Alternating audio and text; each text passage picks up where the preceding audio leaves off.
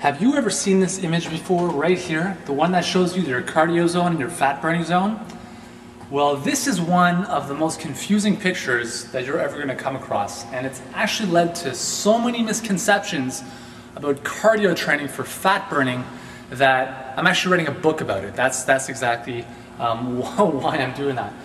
Today, what I want to briefly tell you is that if you're looking to burn fat and you're doing cardio, whether you're on the treadmill or elliptical or bike, I want you not to really pay attention to this, because what I'm going to show you is that even if you're in your fat burning zone, you can probably get a more efficient fat burning effect from being in your cardio zone.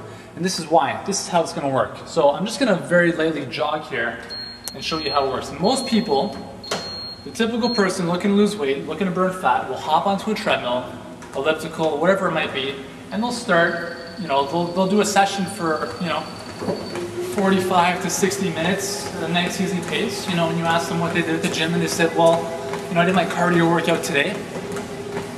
But what if I told you that if you could take that time, do 15 to 20 minutes of a little bit more intense exercise in your cardio zone, you could get a much better fat burning effect. So here's how it works. When you're in your fat burning zone, where I'm at right now, I can carry a conversation, not a problem. I'm at a very low intensity. My primary fuel source, yes, is fat. That's true. But the problem is that to get a really good effect here, I need to be doing this for about an hour.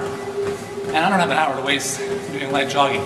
I'm not going to get a very good training effect, and it's not a lot of fun. However, if I can increase my intensity up into my cardio zone, closer to my maximum heart rate, there, I don't have to work out as hard, or as long, and I get a much better training effect. One of the beautiful things about working out at a good intensity is something known as EPOC, or excess post-exercise oxygen consumption. Basically what that means is there's an afterburn, meaning that the more intense you work out, your metabolism actually raises and spikes for several hours afterwards. And studies show the higher the intensity, the longer that effect. So in essence, when you're done your workout, you're actually burning more calories than during your workout itself. You don't get that when you're working out at this intensity.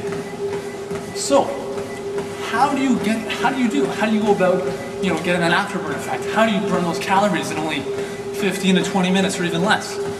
Well, here's how it's going to work. It's called interval training. I'm going to show you how it works on this treadmill very simply. I'm going to assume that I'm going to go for about a 15-minute jog here, but I'm going to do that at an interval pace. So I'm going to start off a very nice light jog. And I'm going to follow a simple protocol, perhaps of 20 seconds running fast, 40 seconds to recover. And I'm going to repeat that for 15 minutes. What that allows me to do is work at a higher intensity for a longer period of time because we break it up. And as a result, the higher the intensity, the better the training effect.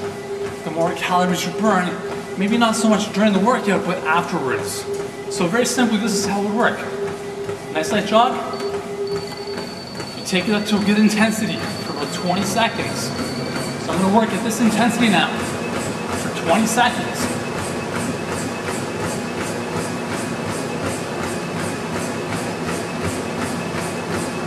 Then, bring it back down. Very nice and light, 40 seconds. Keep repeating that back and forth, back and forth. Do that for 15 minutes, give me a much better training effect than you would going at this simple, easy pace for a long period of time. Now please remember that there are really thousands of interval protocols. You can do 30 seconds and 30 seconds, 1 minute and 2 minutes. Really, the key, you can leave it up to yourself to decide.